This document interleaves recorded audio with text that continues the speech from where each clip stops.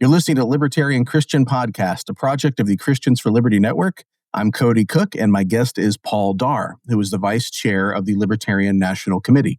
And as a reminder, to any feds listening, the LCI doesn't endorse candidates or play party politics, but since many of our listeners are interested in what the Libertarian Party is doing for obvious reasons, we wanted to provide a window into that very thing. So, Paul, I want to thank you, first of all, for taking the time to talk with me. Thank you. And thank you for the message for all the feds that are, tracking me and you there. Well, I mean, just maybe starting off on a personal question, how long have you been interested in libertarianism, and when did you start getting involved in the party? So I started looking into politics when I was a teenager, just before turning 18. So around 1997 to 98, I started to look into politics. I turned 18 in 1998. And I went onto this new thing back then. You might have heard of it, called the internet. And and the world has changed so much because I was brand new. I got fired up Netscape Navigator, for all those that can remember that, and was searching about some things. I'm one of those people who like to search around and find out information. And I grew up in foster care, so I grew up all over the place in different things. Didn't have a particular politics that I had been into yet. But the thing that did make me fit in with libertarianism already there is that, I was awarded the state. And what does every teenager hate? Their parents. And if the state is your parents, you're going to hate it a lot. So I was living directly under the thumb of the state as I ran across the advocates for self-government. They're still around. They were very prominent back then. And I took the world's smallest political quiz, and I was like, well, this is an excellent piece of propaganda I can recognize. But I fall in line with all these things and started reading some writings by Dr. Mary Ruart, who was on there, and some other writers that were writing at the time. She was just the one that first made a big impression on me, learning about libertarianism there, and became very interested in libertarianism. And when I turned 18, the state I was living in had voter registration, so I registered as a member of the Libertarian Party. I wasn't all the way there yet, though, and I was coming out of foster care. So I went off and I joined the Army, and I got that free trip later on when we entered Iraq there. Got to see what happens under the loving care of the government in other countries as our military adventurism overseas over there, and how devastating that was, even for those of us there that we're wishing that we were going to be able to do some good for people there. And so I came back from that more enthused, got involved locally in my Libertarian Party, and I've been on and off in different activism levels since then.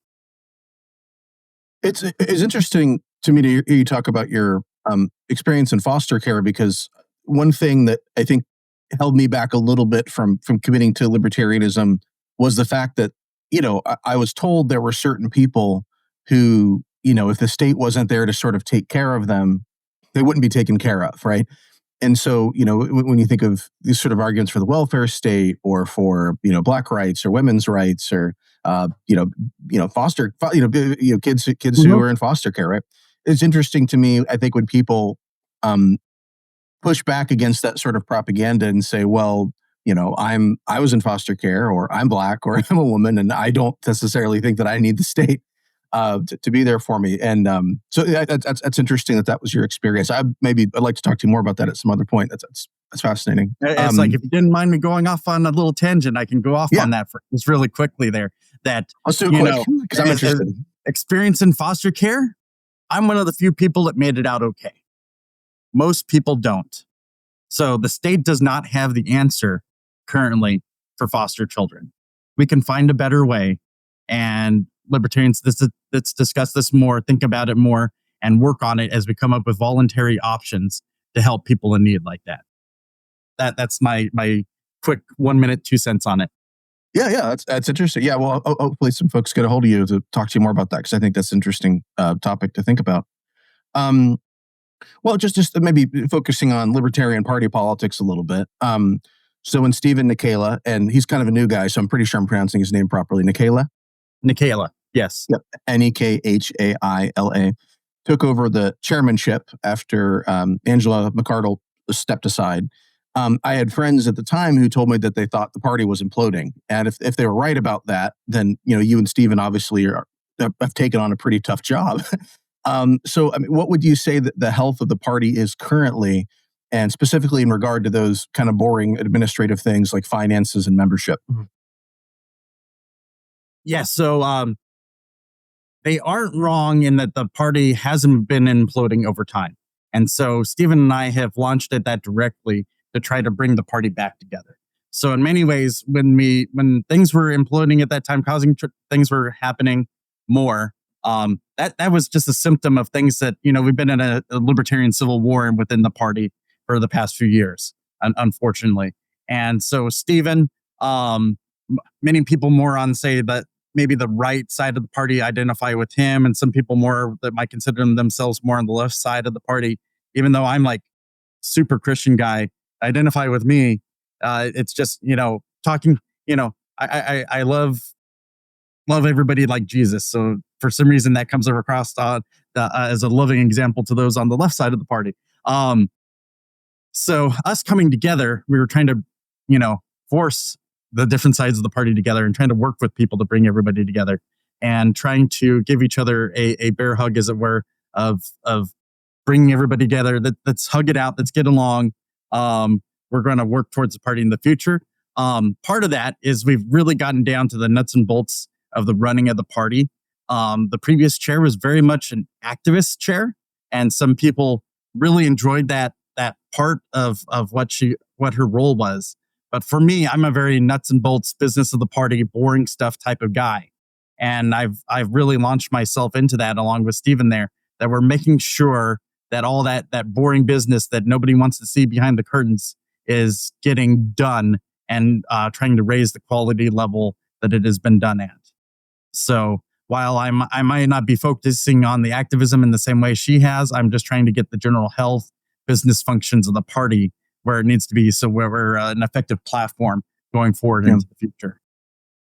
Well, yeah, and obviously, like I said, the administrative stuff is what we call the boring stuff. The fun stuff is taking pot shots on Twitter, and but we probably need a little bit of both, right? Because I think you need to sort of have a presence. Maybe obviously there's maybe better and worse ways of taking pot shots on Twitter, but you need to, I think, sort of figure out ways to get the message out in a way that's sort of exciting and draws people in. But also you have to have it, an organization that's healthy. So maybe there's a bit of a triage that's happening, focusing on that organizational stuff that maybe has been set aside. There's different people that can focus on different things within the party. We have a social media team that can focus on taking those pot shots, and when it's time to take that shot at people, and the social media team is working on doing that. I don't need to focus on that. They're doing that. I'm focusing on making sure the health of the party is good, so that we still have a party for them to be able to take those shots at everybody when the opportunity comes along. Yeah, so they have a platform with which to take pot shots. Yes, exactly. Not to get all grassy knoll. Okay, so the previous chair, Angela McArdle, we had mentioned, seemed to have sort of shifted the party's goalposts somewhat. So, and you kind of mentioned that, more of that activist side. But there's another part too. I think that before Angela, the efforts were maybe focused more on winning elections with, admittedly mixed results. And McArdle seemed to have kind of embraced maybe our negative reputation as a spoiler, and use that to, pressure Trump to pardon Silk Road founder Ross Ulbricht, and to make maybe a more conscious effort to appeal for Trump to appeal to libertarians, to try to kind of let him know that he had to sort of talk to us and kind of bring us in if he wanted to win. And, despite Trump's, I would say positive rejection of libertarian philosophy in this administration, he did in fact pardon Ross Ulbricht, which Angela would say was a victory for, her leadership, or at least what she was trying to accomplish. But her critics would argue that, as nice as it is that Ross is free, and we're happy to see that, the victory was kind of largely a symbolic one, and it required the Libertarian Party to maybe abandon what should be our primary focus, which is winning elections and changing policies. So is the current leadership looking to build somewhat on McArdle's strategy, or do we want to try to shift back more toward this policy of trying to win elections and affect policy? So I'm not going to take anything away from her having been able to be effective in getting something done there. I will say that there are limitations to that, and we paid a steep price as a party to accomplish those goals. And we're not in a position to accomplish those same sort of goals again in any near future.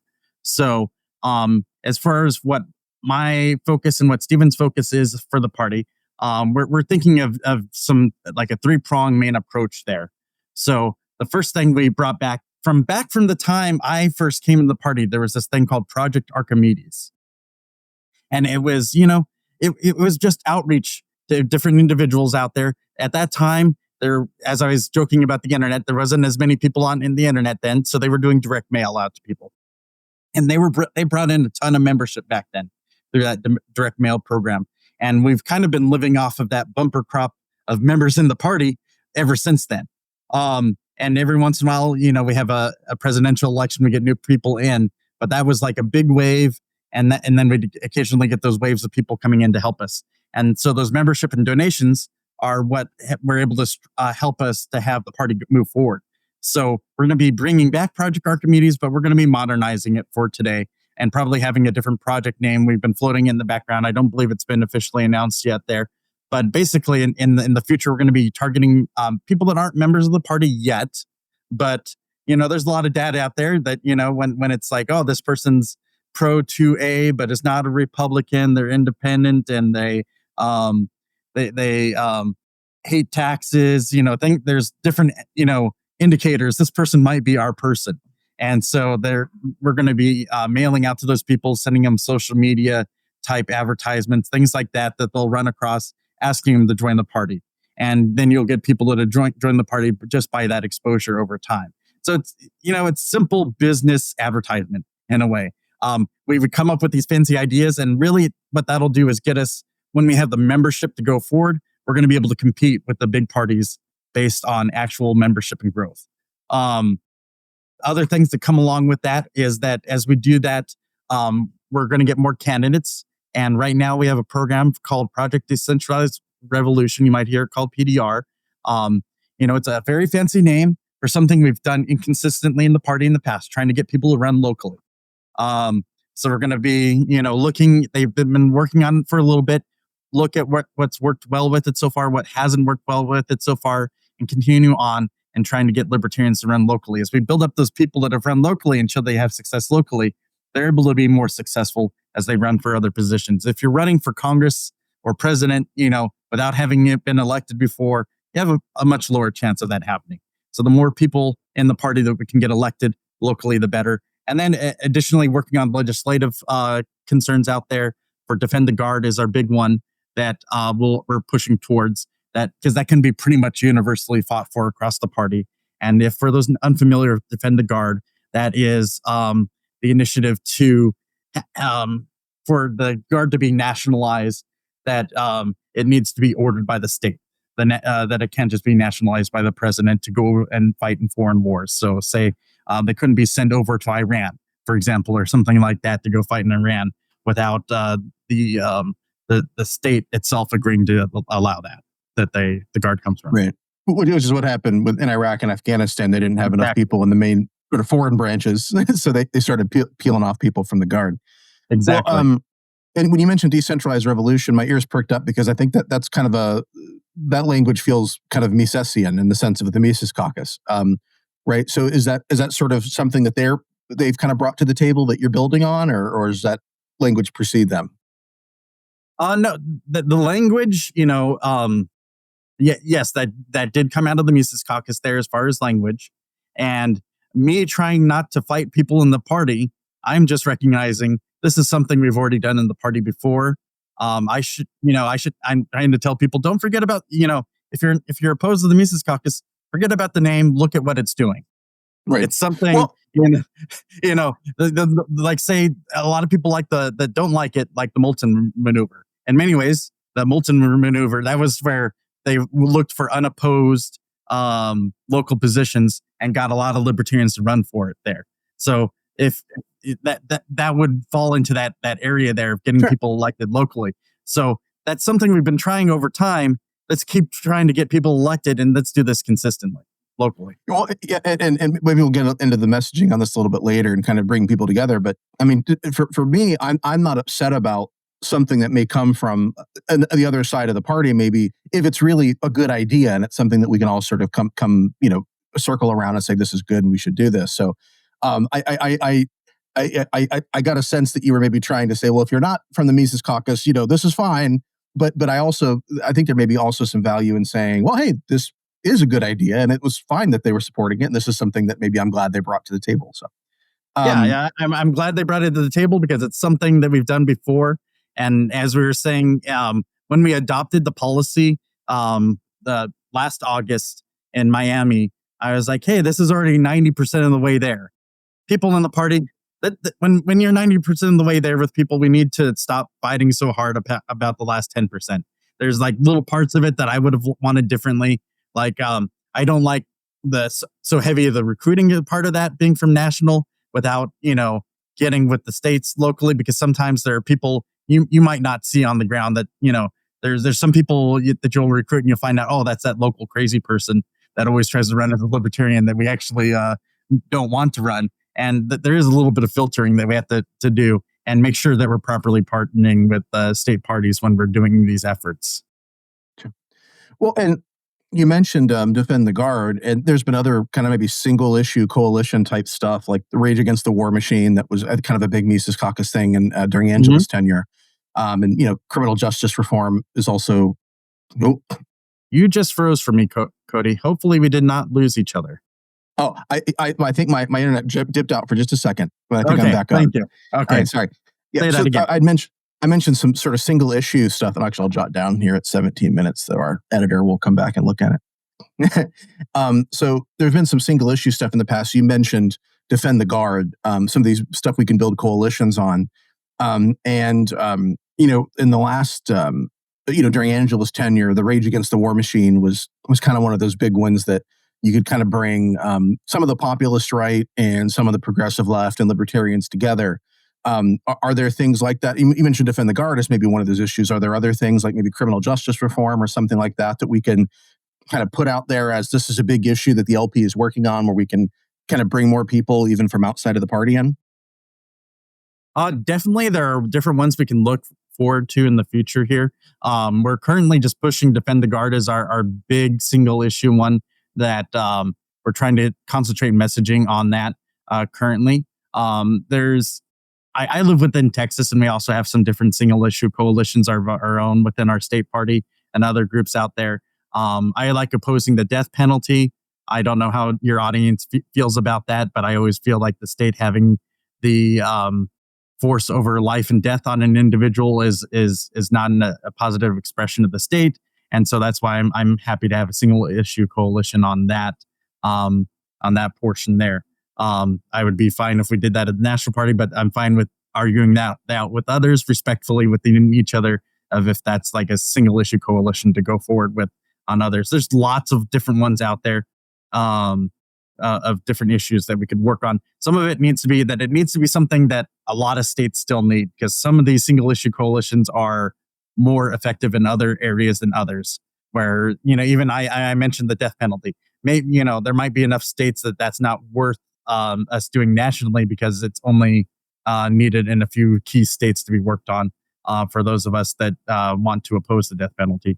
And maybe it ends up being something that it's more a detractor between people in the party, and I don't want to cause more conflict than we already have. If I have to work on that sort of thing on my own, I'm fine doing that on my own and having my passion towards those individual things if it's to avoid some of the conflict we're currently having in the party. Yeah. Well, and I could see some of those local things and maybe state things also being important and fitting in with almost kind of that decentralized revolution emphasis. And you look at, someone like Spike Cohen, who's, you are the power. He's really kind of focusing on these small cases that can be kind of really important, and the precedent that they set, and also sort of drawing people in, that they see these stories of the state overreaching, and that makes them maybe curious about alternatives. So I think there can be a lot of value in having some things that aren't maybe on the national level, but just ways that libertarians can, focus on these issues and bring other people in, even on a local or state level. So I think that could be really good. So what I met you at a Freedom Fest, you asked if I was currently a member of the party, and not like in a communist witch hunt kind of way, just like you're asking if I was part of the Libertarian Party, and I told you that at the time that I was kind of waiting for some of that Mises Caucus stuff to die down before committing myself, and so for someone like me, a shift in the way the LP is doing business could be an attractive prospect, right? And I was actually really open to the Mises Caucus at first because I was, they hadn't really done anything yet, and I was curious. And then I had some issues with certain things and certain messaging. And I'll mention as an aside here that I met Angela McArdle at Freedom Fest, and despite some of my issues with her leadership of the party and messaging, I actually thought in person she was very sweet and lovely. But nevertheless, I'm not a Mises guy.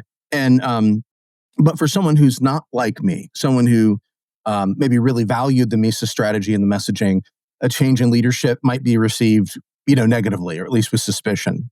And so, how do you plan on bringing these different contingents of the libertarian movement together when there seems to have been a lot of division, and it seems like that's sort of, hanging on despite some of the Mises Caucus folks maybe losing a little bit of faith in that kind of working with Trump approach. Do you think that there's ways to bring classical liberal caucus people and Mises Caucus people back to the same table to work together? I think there is, and I don't think the majority of the regular membership of the Mises Caucus were big into the fusionism of working with Trump. Yes, they wanted to see some different goals happen, but when I talked to regular members, a lot of them just wanted to see some hardcore messaging go out there, some different work on different issues, focus on economics in different areas. And that I can 100%, work with and agree with. I do, if people want a change in messaging to be out there in different things, the main area I ask people to push that towards is towards pushing towards candidates they want to see in the party out there to express that out to the world. That us in our, internal party messaging, we're all screeching to ourselves inside here. We aren't really reaching outside too far from ourselves. We fight over these internal positions that nobody should be caring about. I'm just a guide to be the platform for the guy to stand on, really out there. And that guy to stand on, that's the people running for office there. And those people are our rock stars.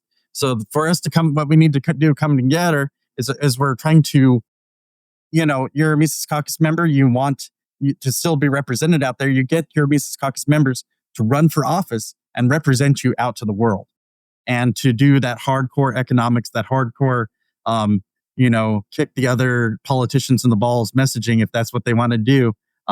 Bring it to them. I'm all excited to see what happens in the marketplace of the ideas out to the world of what is accepted. Fighting internally, that's not going to make it happen. And that's where we should be seeing the experiment of what is effective out to the marketplace through the electoral process there. And those classical liberal members, I think, also want to come together and stop fighting in the party to just be able to be effective in the party again. A lot of them are very tired of fighting. Many of them don't even like fighting to begin with. They just wanted to be able to have a voice in the party and not be shut out. So that they felt like that was happening there. And so everybody being able to come together and actually run candidates of their choice out there is the where we should be going towards. And if you want to express some sort of fighting that way, I guess, let the market decide who's best out there. Yeah. So when you say that the people running for office are the rock stars, that would make you like one of the roadies, sort of. Yes. And I'm fine with that. I'm the manager. I'm in the background, setting up the deals for them to run. I'm setting up the deals with the venue for them to be at. They're the rock stars. Well, and I kind of like how you sort of phrase that there's room for these sort of movements to express what's important to them through their candidates and through their own sort of packaging and presentation. But maybe there's kind of a central place where they can come together and say, well, despite our differences, I may be Mises, you may be classical liberal caucus, but at the center, we actually agree, and that there's things that we could actually do to help each other. And so that's working for, a place like the Libertarian Christian Institute, which has a lot of different, denominational backgrounds and stuff like that. Mm-hmm. I sort of see that too. We disagree on messaging, we disagree on some of these matters of maybe secondary importance, but there's enough that we see that we have in common that we can kind of come together and help each other out. And so that would be I think a good way to think about it too in the party. Mm-hmm. What do you think are the issues that are really dividing libertarians right now? Because it seems to me that we do have an ideological center that kind of could hold us together. And so maybe, is it largely a question of who we want to appeal to? Like, I think the Mises Caucus seem to really want to reach folks on the populist right, whereas the other end of the libertarian spectrum will say, like, the classical liberal caucus is just kind of a stand-in. They wanted to maybe present a face of respectability and legitimacy, and that could draw on elements from anybody who wasn't MAGA, basically. And so, do you think that populist elite split is kind of the big one in libertarianism right now? And I would say maybe even just in politics in general, because the parties don't believe what they used to. And if so, I mean, is there a way to resolve that division? Can we? Anyway, so that's maybe the two-part question. Is that the big issue, or is it something else? And if it is the big issue, how do we fix that? I think people are making a big issue out of it, even though it isn't that big of an issue, really. Yeah, because that gets pointed to. But at the same time, you'll see the classical liberals work fine. Say I'm in the classical liberal caucus, but I'm also now in the radical caucus. I'm in pretty much every all the other major caucuses out there. So just to be on the opposite end, where like some people are like, oh, don't join any. I'm like, oh, now I've gone to join nearly all of them. So at the same time, the classical liberals have worked fine with people that have a less polished look, as long as they weren't out there representing the party in a negative light. Let's say they're saying LP New Hampshire type messaging. That would be or LP Colorado most recently also has some of the messaging that they're like, yeah, that's not the type of messaging we want to have out there. Represent the party. We want libertarianism to be the first push out there. And I think if we all focus on the 90% that we all agree on, that is the path to go forward. And within the party itself, there's a limit on stuff that we should be fighting over in the party. That the other 10% of stuff should be out there with the candidates. And then, as I keep pointing out, you have the ballot box. You let people decide at the ballot box which message actually resonates with them there, and you express that there. Within the party, we're making way too big of a deal about who's leading the party. You should be looking at trying to get people that are running things in the party that are effective leaders at just getting things done, so those candidates can be out there working for the party, doing different stuff. And for not only the candidates, those that are trying to push legislation out there, like Defend the Guard, giving them the proper platform to do that, and for being able to just build membership. So we're just, we're fighting over stuff that shouldn't be fought over within the party. We need to recognize that. Do you feel like, though, and I'm trying to think of a corollary on maybe the left side of the party, but like you mentioned Libertarian Party New Hampshire. I mean, do you think that more mainstream libertarians who are concerned about messaging can sort of say, well, we're on the same side with people who are sharing photos of Meghan McCain crying at her dad's funeral and posting anti-Semitic memes? Can we all be at the same table? Or is there kind of a place where, even though that's not strictly anti-libertarian what they're doing, it's really not a good look at all. And it kind of undermines, I think, maybe values that we should have, right? Yeah. I mean, and maybe this is more of an aggressive pushback question that could put you on the spot. So, but I'd just be curious. Yeah, do you feel like push me back more on the spot? But I really wish those individuals that wanted to share those ideas did so under their personal accounts and not that representing the party, because those seem to be very personal views the person is representing and not values of the party.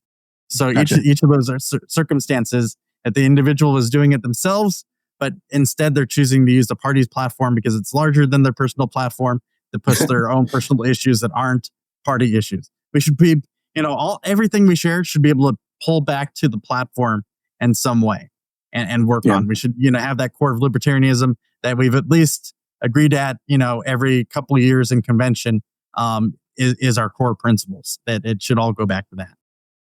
Yeah, yeah. So be racist on your own time, but as an individual, I'm racist, but as a libertarian, I'm not. Yeah, yeah. And I've seen some of Then, this. then you can interact with the person on an individual level and not Right. collective. And we all hate collectivism. So why deal with somebody on that level? We limit ourselves to how collectivists we want to be in the party here. We have this 90% of the things we agree on here. Let's stick to that. And if you want to have your own stuff over there, we're going to judge you individually Right. on that there. And then No, you can not try to do whatever you want to say there. That yeah, represents you. yeah. Not let an individual speak for the collective, which seems very libertarian. Yeah. Yeah. Okay. So we'll shift outside of our internal struggles, where maybe we're in a safer place now. Yeah. What do you think are the biggest obstacles outside of those internal things for the Libertarian Party in the United States to overcome if we want to win elections and change policy? And how does the Nikayla Darr Libertarian Party plan to take on those obstacles? All right. So the big issues to the party is of course ballot access in different areas. We do have ballot access, in the majority of states. We had 47 states that Chase Oliver was on the ballot for last time around. It always gets more difficult in different states. The ways to be able to combat that is, of course, just growing the party and having the membership and donations to be able to consistently fight for ballot access better. There's more organizations starting up to fight for ballot access. We'll see how effective they are. I would love for them to be effective on our behalf out there and be able to partner with some of those ones that are out there on that sort of stuff, and forced to do it internally. As we get to where we're more healthy financially, I'd be super excited to go on the offense out there and lay down as many lawsuits as we can against the state and fight them. I'm in Texas. We've fought the state many times on ballot access out here. We did just lose our latest battle where we got a bill introduced in the in the state over here for about ballot access related things. We have ballot access out here, but it's not the best in some areas. They've put some things down on us, so we're working on that. But it's all state by state, and that's the biggest issue because that's the first hurdle to getting anyone out. When we're having to pay so much, to put so much work, to even be an option out there. And in some cases, we get the people to be options out there, but they can't have that libertarian name beside them. We have to run them as independents in some states. Being able to be on equal footing with the Republican and Democrats, reaching that equal footing at the ballot box is a huge issue for us.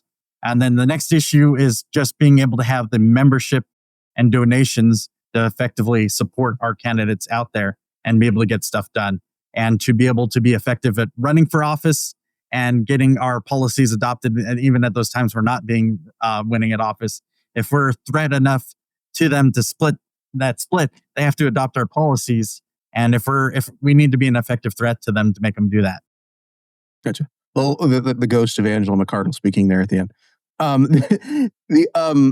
Well, and I mean, do you feel like ranked choice voting could be one kind of way to deal with some of these issues? We talk about ballot access. I mean, there's these ways in which the duopoly tries to shut people out. Is ranked choice voting maybe one way to kind of give us a leg up?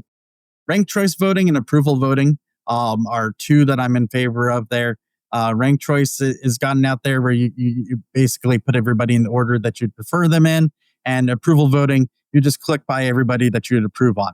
So instead of being limited to one, you can click as many as you want, and whoever has the most votes out of that wins there. So those are like the two big options I always mention for changing our voting process.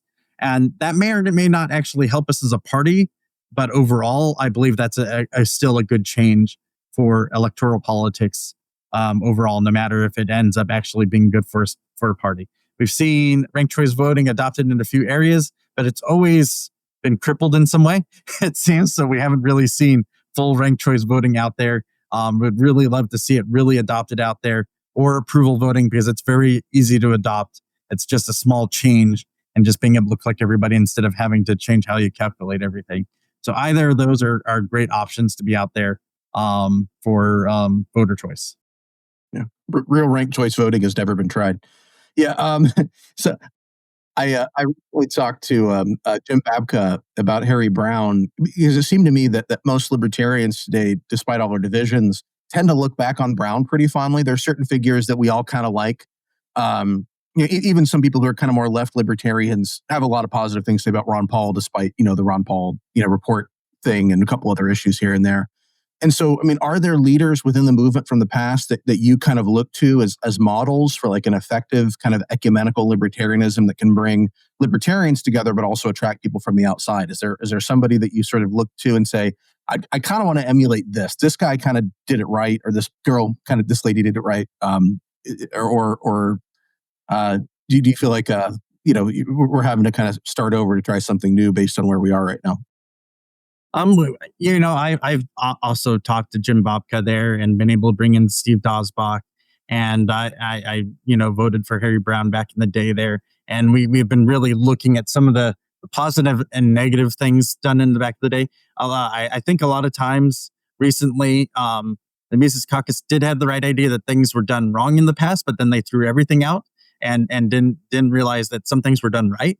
And so we need to keep the things that are done right and, improve upon the things that were done wrong in the past. And you can't just throw out the past without looking at it and figuring out what is effective for us going forward in the future. So, yes, I have been looking at all areas of the Libertarian Party and some of those things that we can adopt and modernize for us today. And that's how we came to Project Archimedes being one of those things that we wanted to adopt and modernize for today. And as far as presidential candidates, we'll see if another Harry Brown comes forward. I've been harassing everybody out there that I think could be a potential presidential candidate in the future, just to see what happens. Yeah. Well, there's a couple Liberty Caucus guys who Trump is really trying to push out of the party, so they may be looking for a new home soon. So I mean, it's tough to say, I think, what will happen with Iran right now, because, as Trump himself said, nobody really knows what he'll do. But it does seem like there's a real opportunity for the LP right now to make their mark on the discourse, because, this is an issue that we've been pretty consistent on. How are you guys taking advantage of that opportunity? And do you have any sort of, plans for reaching people on some of these kind of war state issues?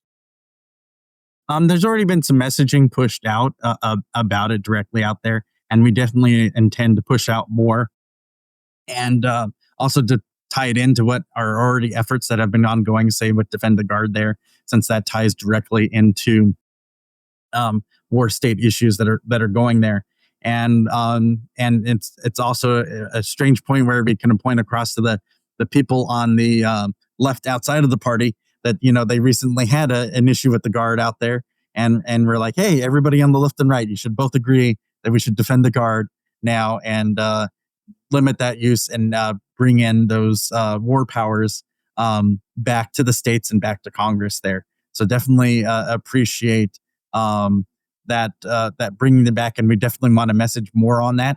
And some of that messaging will be tailored depending on, he's put us on pause there for 2 weeks where we get to decide what he will or won't do at the presidential level there. And some of that, our messaging will have to be somewhat reactive to what he does there, to tailor that best for what's going on the ground right now. Myself, I look forward for the opportunity to also speak on some of this myself, because I'm a veteran myself. I mentioned Iraq, but I've also been to Afghanistan. Went to both wars, got the free ticket year to each location. Been there, done that, and got to see that it was, terrible in both locations. And that, I like to remind people, the military is there to kill people. It's not there to build nations. End of the day, that is when diplomacy stops, they're there to kill people. And when we try to use an instrument that is meant to kill people, to try to reshape a country, that's where we get what has happened. We've seen it over the past 20 years here. We know it doesn't work. We know that doing it again is not going to work. So we have to be, take a step back and look at this, and to share that message that we've already seen this. And I'm perfectly glad to share my experiences there as a representative of the party, to say why we should not be going to war again in the future and should not support future wars because it's not effective. Or you're awarded the state twice over, which is why you're a libertarian today. Yeah. Once not by choice and once by stupid signing of a contract there. Yeah. Well, Paul Darr, Libertarian National Committee. Did I say that right? LNC National Committee co-chair or vice chair. So I hope you didn't feel too grilled. I originally had some really hard questions like what is Aleppo, but I decided to go easy on you for this one. And I'll give you the last word to make an elevator pitch for what the LP's goals are and why listeners of the Libertarian Christian podcast should consider getting involved in it. Well, I would assume most members of the Libertarian Christian podcast are Christian. And I would say that libertarianism should resonate with you because libertarianism is where we have the choice to follow Christ by helping others and doing that by choice and not by force of the state. Everybody thinks the state is the answer out there. That oftentimes you hear that from Christians. Really, it is every day that we choose to follow Christ and choose to be to help others and to choose to change ourselves. And we can do that through the Libertarian Party and be truly have a world that is more Christ-like as we go forward. And in the Libertarian Party, the things we're going to be working towards once again are those down-to-earth basics to keep the party actually effective in the future. That membership and fundraising, working to have candidates running out there, and legislative action. And we need each of you to do that. For those that aren't currently members of the Libertarian Party, if you go to lp.org/Darr, spelled DARR, donor, DONOR, all one word after that's /Darr donor. You can donate under my donation link. I don't get any cut from that. I do get a list of who donates to it, and I do call you and thank you for your donation. I get that list once a month and call everybody and thank them for their donations, and would really appreciate that. All you have to do is check that, become a member on there, and would really like to reach out to you and talk to you about the Libertarian Party going forward. So if you want to call for me, that's the best way to actually talk to one of the leaders in the party about what you want to see also in the party going forward. Awesome. Well, I said that was the last question, and it could be, but I had, as you were talking, I had sort of a follow-up in my head. If you don't mind, I'll ask it. So, I'm for Christians who are sympathetic with libertarianism, I think the debate tends to be how involved in politics should we be? So if Christ is king and the state is violence, particularly those maybe who are, like myself, who are a little more, attracted to nonviolence and kind of pacifistic sort of kind of early Christianity. Many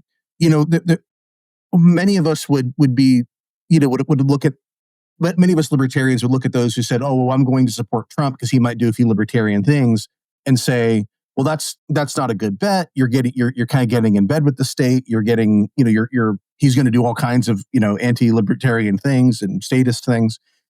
And so some of these folks who are kind of more on the Christ is king period side might be a little suspicious of even sort of these efforts like the Libertarian Party, which are, trying to make the state better, make the state less violent. What would you maybe say to them about why there is some room for some kind of activism and how we shouldn't, while we should be opposed to the state and be opposed to its violence, that maybe there is a case for doing what we can to sort of redirect it and to reshape it and to maybe be good neighbors by getting the state to leave our neighbors alone? What kind of case would you make for that kind of involvement as I think I do believe you said you're a Christian yourself, mm-hmm. as somebody who sees, Christ as your Lord. Are you concerned about the dangers of kind of getting in bed with politics, or do you feel like there's a real opportunity there to do something that's positive and Christ-like? I definitely think there's an opportunity to do something positive and Christ-like that right now, those that are in government that are using it to hurt us are following Satan there. And ultimately, they might not realize it, but they're following his plan there, not the Lord's plan. That the Lord wants us to be able to cooperate and work with others and to be peaceful with one another. And the state's not going to end itself. Lucifer's not going to allow that. For us to defeat the state, you need to start actively defeating the state. And the way to do that peacefully is through electoral politics and trying to make that change happen.